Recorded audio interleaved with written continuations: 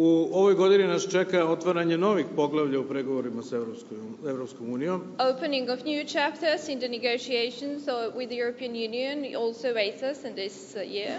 Što se možda može desiti već za vreme holandskog predsjedavanja.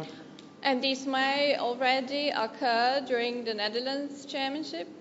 Takođe, čeka nas dalji rad na jačanju naših bilateralnih odnosa sa najvećim zemljama na svetu. And then there is the strengthening of the bilateral relations with the greatest powers and most powerful countries in the world.